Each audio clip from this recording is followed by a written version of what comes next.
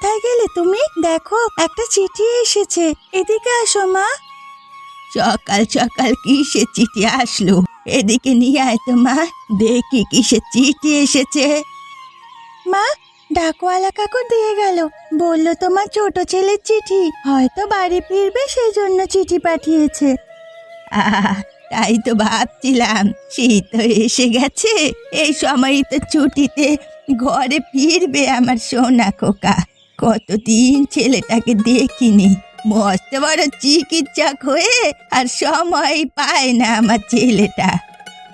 ও মা, ছোটদা আবার বলেছিল আমার জন্য একটা জামদানি শাড়ি আনবে, এবার না নিয়ে আসলে কিন্তু আমি দাদার সাথে কথা বলবো না। আমার খুব ইচ্ছে করে একটা জামদানি শাড়ি পরার। ইস, চুপ কথা, তোর দাদা এখন মস্ত বড় চিকিৎসক, আর সাধারণ মানুষের মতো তার দিন কাটে না, বুঝলি তো? সময় পেলে নিশ্চয় আনবে। এখন চিঠিখানাতে কি লেখা আছে আমাকে পড়ে শোনা। ঠিক আছে মা, তাহলে শোনো। আশা করি তোমরা সবাই ভালো আছো। আমি খুব শীঘ্রই ছুটি নিয়ে বাড়ি আসছি। তোমার অনেক দিনের ইচ্ছে ছিল আমি খুব বড় ঘরের একটা সুন্দরী মেয়েকে বিয়ে করব। কত ভালো ছেলে আমার, আমি কি চাই সেটা তার মাথায় সব সময় থাকে। তারপর বল কি লিখেছে? কিন্তু মা, আমি দুঃখিত, আমি একটি গরিব ঘরের মেয়েকে বিয়ে করেছি, যার নাম মেঘলা। সে খুব ভালো মেয়ে, আমি তাকে নিয়ে কয়েকদিনের মধ্যেই বাড়ি ফিরছি। থাম থাম, আর পড়তে হবে না। এ কি কাণ্ড! আমার মস্ত বড় ডাক্তার ছেলে, সে কিনা একটা গরিবের ঘরের মেয়েকে বিয়ে করলো। এত বড় স্পর্ধা! আমি এ মেয়েকে কোনো দিন মানব না। মন খারাপ করে কি আর করবি বল? গরিব ঘরের মেয়েরাও ভালো হয় রে, সংসারে ভালো মন্দ বোঝে। তুই মন খারাপ করে থাকলে কি সুজয় কি ভালো থাকবে নাকি বলতো? দিদি, রাজাকে তো বিয়ে দিলাম গরিব ঘরের মেয়ের সাথে, রাজা কিছু করে না। ওকে চাইলেই তো আর বড় ঘরে বিয়ে দিতে পারতাম না। ভেবেছিলাম ছোট ছেলেটা দিয়ে মনের আশা পূরণ করব, তার হলো কোথায়? সুজয় তো ডাক্তার, নিজের পায়ে দাঁড়িয়ে গেছে, এবার একটা ভালো বউ পেলে সংসারটা গুছিয়ে নেবে। এই ভেবে মন খারাপ করে লাভ কি? গরিব ঘরের হলেও যদি গুণবতী হয়, তার চেয়ে আর কি চাই বলতো? গুণবতী? আমার অহংকার। আমার ছেলে আমার অনেক বড় চিকিৎসক, সে যদি গরিব ঘরের মেয়ে আনে, লোকে কি বলবে? আমি তো কারো সামনে মুখ দেখাতে পারবো না দিদি। লোকে কি বলবে সেটা বড় কথা নয়, তোর ছেলে সুখী হচ্ছে কিনা সেটাই তো আসল ব্যাপার। লোকে তো অনেক কিছুই বলে, তাই না? ছেলেকে মানুষ করলাম, এত বড় চিকিৎসক বানালাম, আর সেই ছেলে আমার একটা মনের আশা পূরণ করলো না। খুব কষ্ট পেলাম গো দিদি, খুব কষ্ট পেলাম। আশা করি নতুন বউ এলে তোর মনটাও ভালো হয়ে যাবে। এত মন খারাপ করিস না, বরং আয়, নতুন বউ এলে তাকে কিভাবে বরণ করা যায় সে ব্যবস্থাই করি। বৃষ্টি তো কত খুশি। না গো দিদি, আমি ও মেয়েকে বরণ করতে পারবো না। তোমরা করো তাহলেই হবে, আমাকে মাফ করো দিদি। মা, নতুন বউ এসে গেছে, চলুন বরণ করে নিয়ে আসি। অনেকক্ষণ থেকে বেচারি দাঁড়িয়ে আছে। শোনো বৌমা, আমার আর কোনো ইচ্ছে নেই, তুমি গিয়ে বরণ করো। আমার সহজ সরল ছেলেটাকে ফাঁসিয়ে ওই মেয়ে বিয়ে করেছে, এসব আমার আর বুঝতে বাকি নেই। আমি যাব না। মা, যা হবার হয়ে গেছে, এইসব নিয়ে ভাবলে খারাপ লাগবে। সুজয় খুশি হলেই তো আপনার খুশি, তাই না মা? বললাম না আমি যেতে পারবো না, তুমি যাও, গিয়ে বরণ করে আনো। উফ, বড় বৌদি আর কতক্ষণ দেরি করবে? আমি সব তৈরি করে রেখেছি। চলো তো, নতুন বউ দাঁড়িয়ে আছে, পিসিমা তোমাদের ডাকছে। কতক্ষণ থেকে ডাকছি বড় বউ তোদের, যাক এসেছিস যখন বরণ করে নে তাড়াতাড়ি। বাড়ি মিষ্টি বউ নিয়ে এসেছে সুজয়। মা আসেনি পিসি, জানি মা আমার উপরে রাগ করে আছে, কিন্তু মেঘলা খুব ভালো মেয়ে, একদিন মা ঠিক মেনে নেবে মেঘলাকে। দেখো, তুই এসব নিয়ে মন খারাপ করিস না তো বাবা, নতুন বউকে পেয়ে আমরা খুব খুশি। কাল রাতে বৃষ্টি তোর বিয়েতে খুশিতে ঘুমায়নি, পাগলি মেয়ে একটা। শোনো ছোট বউ, এই সংসারের অর্ধেক দায়িত্ব কিন্তু তোমার। যাক, আমি বাঁচলাম, আমার একটু কাজের চাপ কমলো। সে কি আর বলতে বড় বউ? তুমি তো সব সময় কাজে ফাঁকি দিতে পারলেই বাঁচো। সবাই তাড়াতাড়ি বসে পড়ো, নতুন বৌদি সবার জন্য পিঠা তৈরি করেছে। বাহ, গন্ধটা খুব দারুণ বেরিয়েছে, প্রাণটা জুড়িয়ে গেল। এত সুন্দর পিঠে তো আমি কখনো দেখিনি। তুমি এত সুন্দর পিঠে বানাও, আগে তো বলনি। দারুণ হয়েছে। নতুন বউয়ের হাতের রান্না এই যে শীতের সকালটা একেবারে মধুময় করে দিল। এত গুণ দেখেই তো সুজয় পাগল হয়েছে। মেঘলা, তোমার পিঠাগুলো অসাধারণ হয়েছে মা। সবাই তো এসেছে, কিন্তু মা আসবেন না, মনটা খুব খারাপ লাগছে। শোনো গো, আমার মা ওরকম একটু অভিমানী। তুমি এক কাজ করতে পারো, আমার মার হাঁসের মাংস অনেক পছন্দের, তুমি রান্না করে নিয়ে যাও মায়ের কাছে, মা খুব খুশি হবে। তাহলে তুমি খেয়ে আমাকে বাজার করে এনে দাও, আমি দুপুরে রান্না করে মাকে খাওয়াবো। বেশি করে রান্না করবে কিন্তু নতুন বৌদি, আমারও ভীষণ ভালো লাগে মাংস। ঠিক আছে বোন, আমি সবার জন্য রান্না করব, তোমাদের মুখে হাসি দেখার জন্য আমি সব করব। তুমি কেন আমার ঘরে এসেছো? আজ তোমার জন্য আমি পাড়ার কাউকে মুখ দেখাতে পারছি না, দূরাও আমার সামনে থেকে। মা, আমি আপনার জন্য দুপুরে খাবার নিয়ে এসেছি। আপনার ছেলে বলছিল আপনার নাকি হাঁসের মাংস খুব প্রিয়। আমি নিজে রান্না করেছি, একবার খেয়ে দেখুন মা, আপনার নিশ্চয়ই ভালো লাগবে। আমার ভালো লাগা না লাগা নিয়ে তোমার এত চিন্তা কেন? ঢং করতে এসো না আমার কাছে, তোমার হাতে রান্না আমি খাবো না, নিয়ে যাও এখান থেকে। আমি জানি মা, আপনি এখনো আমার উপর রাগ করে আছেন। আমি গরিব ঘরের মেয়ে বলে হয়তো আপনার খারাপ লাগছে, কিন্তু মা, আমি এই পরিবারকে নিজের করে নিতে চাই। যেই দেখলে আমার ছেলেটা মস্ত বড় চিকিৎসক, সেই আর টাকার লোভ সামলাতে পারলে না, তাই না? আমার সহজ সরল ছেলেটাকে ফাঁসিয়ে বিয়ে করলে। মা, আমি আপনার ছেলেকে ফাঁসিয়ে বিয়ে করিনি, সে নিজে থেকে আমাকে বিয়ে করেছে, বিশ্বাস করুন মা। এভাবে নরম কথা বললে আমি গলে যাব ভাবছো? তোমার এই কান্নার অভিনয় আমি বুঝি, আমার সামনে এসব চলবে না। মা, আপনি চাইলে আমাকে বকুন, অপমান করুন, কিন্তু এই খাবারটুকু ফিরিয়ে দেবেন না। আমি আপনার জন্য মন থেকে রান্না করেছি, আপনি না খেলে আমার মনটা খুব কষ্ট পাবে। ঠিক আছে, আমি খাবো কিনা পরে ভেবে দেখব, তুমি এখন আমার সামনে থেকে যাও। কিরে, দুপুরবেলা দেখলাম তোর ঘর থেকে নতুন বউ কান্না করতে করতে বের হয়ে গেল। আর বলো না দিদি, আমার জন্য হাঁসের মাংস রান্না করে নিয়ে এসেছিল, আমি একটু বকা দিয়েছি, তাই কান্না করতে করতে বার হয়ে গেছে। বউটা কিন্তু অনেক ভালো গো, দুপুরে সবার জন্য রান্না করেছিল, পিঠা খেয়ে প্রাণটা ঝুরিয়ে গেল, কিন্তু তুই তো আসলি না, তাই নতুন বউ তোর পছন্দের খাবার নিয়ে এসেছিল, তুই না করায় হয়তো খুব কষ্ট পেয়েছে। হাঁসের মাংস কিন্তু আমি ফেলে দেইনি দিদি, আমি অতটাও কঠোর না, একটু চেখে দেখলাম। শীতের দিনে এত ভালো রান্না আমি বহুদিন খাইনি। ওর হাতে রান্না মন্দ নয়, কিন্তু তা বলে কি আমি ওকে সাথে সাথে মেনে নেব? দেখ, যা অবাতা হয়ে গেছে, কিন্তু এইসব নিয়ে পড়ে থাকলে সংসারে অশান্তি বাড়বে। মেয়েটা দুদিন এই বাড়ির সবার সাথে মিশে গেছে, খুব মন দিয়ে সংসারের কাজ করে। তা ঠিক বলেছ দিদি, নিয়তিকে দিয়ে তো কোনো কাজ হয় না, সারাদিন শুধু গল্প আর বসে থাকা। আমার বড় ছেলে রাজাটাও কেমন যেন উদাসীন আজকাল। মেঘলাকে দেখে মনে হচ্ছে সে সত্যি সংসারটা গুছিয়ে নেবে। এই তো আসল কথা এলি, মেঘলার মতো গুণবতী বউ ঘরে আসা তো ভাগ্যের ব্যাপার। ওকে ভালো চোখে দেখ, দেখবি তোর মনে সব মেঘ কেটে যাবে।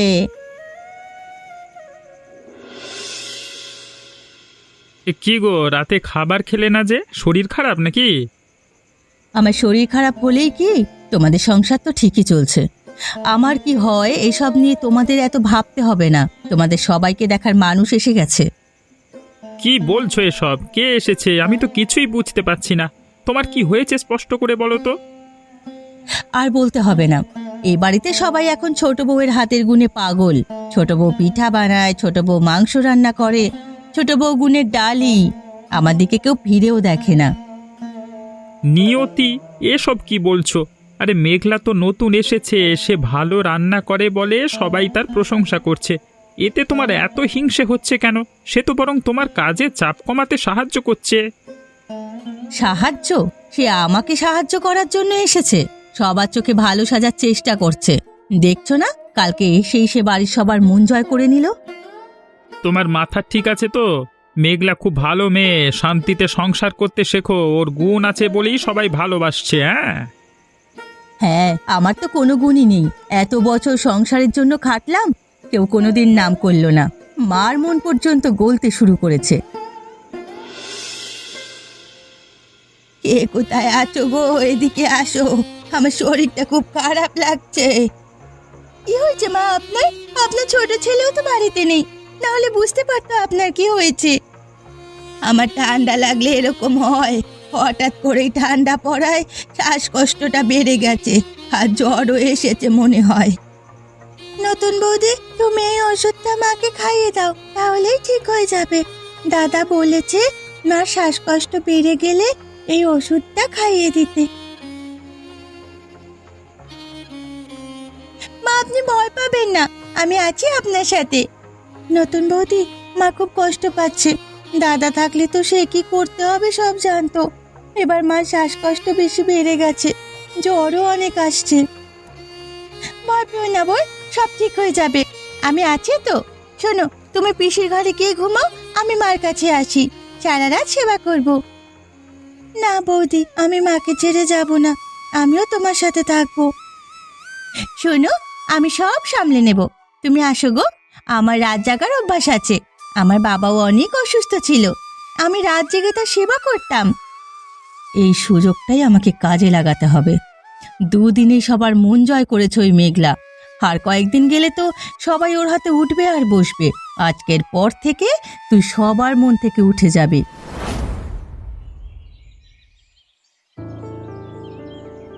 এ কি সর্বনাশ হলো, আমার গয়নার বাক্সটা খুঁজে পাচ্ছি না, সবাই এদিকে এসো। কি সর্বনাশী কথা বলছিস? ভালো করে দেখ, কোথাও আছে নিশ্চয়ই। ভালো করে দেখেছি গো দিদি, আমার সব গয়না চুরি হয়ে গেছে। কাল রাতে মেঘলা ছাড়া আর কেউ আমার পাশে ছিল না, সারা রাত জেগে আমার সেবা করছিল। এই সুযোগে নিশ্চয়ই সে গয়না সরিয়েছে। এসব আপনি কি বলছেন মা? আমি গরিব ঘরের মেয়ে হতে পারি, কিন্তু কোনোদিন চুরি করিনি। বিশ্বাস করুন মা, আমি কিচ্ছু করিনি। মা, তুমি এসব কি বলছো? মেঘলা এত ভালো মেয়ে, আর তুমি ওকে চোর বলছো? তুমি অসুস্থ ছিলে, মেঘলা তোমার সেবা করেছে, আর তুমি ওকে অবিশ্বাস করছো? কথায় আছে না, অতি ভক্তি চোরের লক্ষণ। হয়তো চুরি করাই তার উদ্দেশ্য ছিল, তাই আমার অসুস্থতাকে কাজে লাগিয়েছে। নতুন বউ অনেক লোভী, আজ দেখলে তো সবাই। আপনাকে সুস্থ করা আমার একমাত্র উদ্দেশ্য ছিল মা, আমার কোনোদিন টাকা পয়সার লোভ ছিল না। আর মা, আমি দুদিন হলো এ বাড়িতে এসেছি, আমি কি করে জানতাম গয়নার বাক্স কোথায় আছে? আমি এত কিছু বুঝি না। দুদিনের মধ্যে গয়নার বাক্স বের না হলে তোমাকে বাড়ি থেকে বের করে দেওয়া হবে।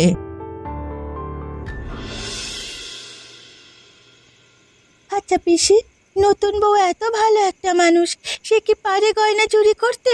আমার বিশ্বাস হচ্ছে না নতুন বৌদি এসব করেছে। না রে সোনা, মেঘলা কখনো এমন কাজ করতে পারে না। ওকে দেখে কখনো মনেই হয় না সে এমন দ্বারা কাজ করবে। আমার মনে হয় চোর এ বাড়ির ভেতরেই আছে। কি বলছো তুমি পিসি? চোর এ বাড়িতেই আছে? আমি কিছু বুঝতে পারছি না তোমার কথা।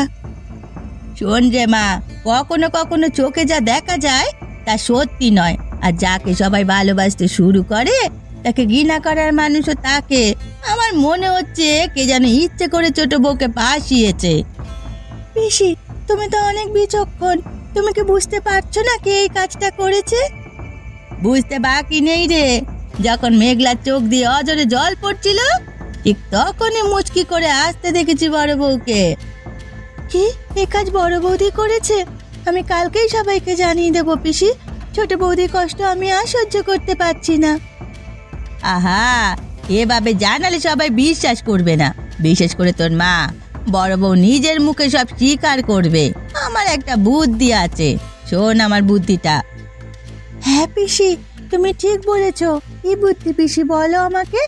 আমি চাই না নতুন বৌদি আর কষ্ট পাক। আমি সবাইকে ডেকে বলবো এই গয়নার বাক্স আগে যারা চুরি করেছে তারা এক রাতের মধ্যে মারা গেছে, তবে গয়নার বাক্স ফিরিয়ে দিলে সব স্বীকার করলে বেঁচে যাবে। তুমি খুব বিচক্ষণ পিসি, এবার নিশ্চয় সত্যিটা বেরিয়ে আসবে। কি গো দিদি, তুমি সবাইকে এখানে ডেকেছো কেন? এমনি মনটা ভালো নেই, বলো কি হয়েছে? আমি ডেকেছি তার কিছু কারণ রয়েছে। আমি চাই না কারো কোনো ক্ষতি হোক, সামান্য গয়নার লোভে কারো জীবন চলে যাক। এই গয়না কে চুরি করেছে সেটা আমাদের সবার জানা আছে, আর আমি আমার গয়না 2 দিনের মধ্যে না পেলে তাকে বাড়ি থেকে বের করে দেব। এ গয়না আমার ঠাকুমার গয়না। এ গয়না যে চুরি করেছে সে আজকে রাতের মধ্যেই মারা যাবে। ঠাকুমা আমাকে এইসব কথা বলে গেছে মারা যাওয়ার আগে। এ তুমি কি বলছো পিসি? তাহলে তো আজকে রাতে যারা যারা এই পাড়ায় বা গ্রামে মারা যাবে তাদের মধ্যেই চোর থাকবে। ঠিক তাই, এই গয়না চুরি করে কেউ বাঁচতে পারেনি। আমি চাই না সামান্য গয়নার লোভে এ বাড়িতে আর কারো ক্ষতি হোক, কারো জীবন চলে যাক। এ বাড়ির একটা ঐতিহ্য আছে, আবার অভিশাপও আছে, তাই কথাটা তোমাদের জানালাম। পিসিমা, এসব কি বলছেন আপনি? এসব শুনে আমার হাত পা ঠান্ডা হয়ে যাচ্ছে। যা সত্য আমি তাই বলছি রাজা। আমি জানি চোরা আমাদের মধ্যেই আছে, হয়তো লোভে পড়ে সর্বনাশ করেছে, কিন্তু আমি চাই না সে মরে যাক, তাই চোরকে আমি শেষ সুযোগ দিচ্ছি। বড় বৌদি, তুমি এত ঘামছো কেন? কিছু হয়েছে কি? না গো, শরীরটা একটু খারাপ লাগছে। কোথায়? কিছু হয়নি তো আমার, আমি ঠিক আছি।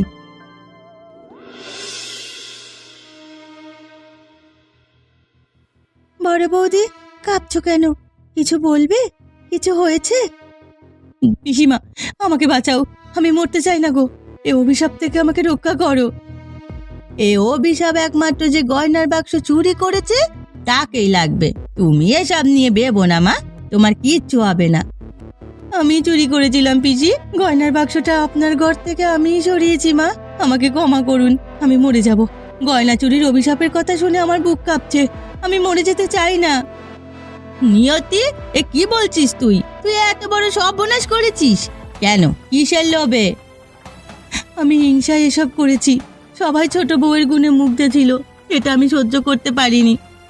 তাই বলে তুই নতুন বউকে দিয়ে এভাবে পাশিয়ে দিলি? আমি এতদিন এই সংসারে কাজ করেছি, নতুন বউ আসায় সবাই আমার কথা ভুলে গেল।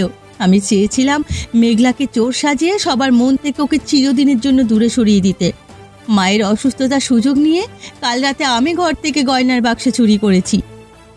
এত বড় স্পর্ধা, এত নোংরা চক্রান্ত, হিংসা থেকে তুমি আমার নির্দোষ ছোট বৌমার ওপর দোষ চাপালে। আজ এ বাড়ি থেকে বের হয়ে যাও। আমাকে তোমরা সবাই ক্ষমা করে দাও, এই ধরনের কাজ আমি আর করব না। মা, আপনার পায়ে পড়ি, আমাকে ক্ষমা করে দিন। মা, আপনি ক্ষমা করে দিন বড় বৌদিকে। আমি চাই আমার সংসারে সবাই হাসি খুশি থাকুক। ঠিক আছে বৌমা, তুমি যখন ক্ষমা করে দিলে, আমি বড় বৌমাকে শেষ আরেকটা সুযোগ দিলাম। বোন, তুই অনেক মহান, এত সহজেই আমাকে ক্ষমা করে দিলি। তোকে আমি চিনতে ভুল করেছি রে বোন। দিদি, পুরনো কথা ভুলে যান, মানুষ মাত্রই তো ভুল করে, আমাদের উচিত সবাইকে তার ভুলের একটা সুযোগ দেওয়া। তুই খুব ভালো রে বোন। শোন, আমিও তোকে সাহায্য করছি। আজ থেকে শুধু দিদি না, আমি তোর বন্ধুও। বাহ, কি দারুণ গন্ধ আসছে। হ্যাঁ নিয়তি, তুমি আজকে রান্না করেছো নতুন বউয়ের সাথে? তোমার হাতের রান্নার গন্ধটাও চেনা চেনা লাগছে গো। হ্যাঁ গো, আজ মেঘলার সাথে আমিও রান্না করছি। ও আমাকে অনেক কিছু শিখিয়ে দিচ্ছে। আজ সকালে থাকছে হাঁসের মাংস, সাথে মেঘলার বানানো নতুন ধরনের পিঠাও আছে। বাবা বাবা, গন্ধেই প্রাণটা জুড়িয়ে গেল। আমরা সবাই চাই তোমরা দুই যা এরকমই হাসি খুশি থাকো, মিলে মিশে থাকো। তোমরা দুজন একসাথে রান্না করছো দেখে খুব ভালো লাগছে। মেঘলা, তুমি সত্যি আশীর্বাদ হয়ে এসেছো সংসারে। আর নিয়তি, তুমি নিজের ভুল বুঝতে পেরেছো, এটাই আমার শান্তি। তোমাদের রান্না করা খাবার একসঙ্গে বসে খাওয়াচ্ছে বড় আনন্দ আর কি হতে পারে। মা, রান্না হয়ে গেছে, আপনারা সবাই বসে পড়ুন, আমি এখনই পরিবেশন করছি। খুব সুন্দর রান্না হয়েছে নতুন বৌমা, খেয়ে প্রাণটা জুড়িয়ে গেল। সত্যি ওইবার তোমার পিঠা না খেয়ে অনেক বড় ভুল করেছি। এ স্বাদের ভাগ হবে না। তুমি সবার মন জয় করে নিয়েছো মেঘলা। তোমার রান্না আর আমার গুণেই বাড়ির সবার মুখে হাসি ফুটেছে। আমি আজকে খুব খুশি। নতুন বউ, আজকে আমি বুঝতে পারলাম গুণের কাছে বংশ বা আর্থিক অবস্থা তুচ্ছ। আমার খুব ইচ্ছে ছিল বড় ঘরের মেয়ে আনার, কিন্তু আজ বুঝলাম বড় ঘরের মেয়ে আনার থেকে গুণবতী মেয়ে আনা জরুরি। এরকম আরো মজার মজার গল্প পেতে এখনই চ্যানেলটি সাবস্ক্রাইব করুন।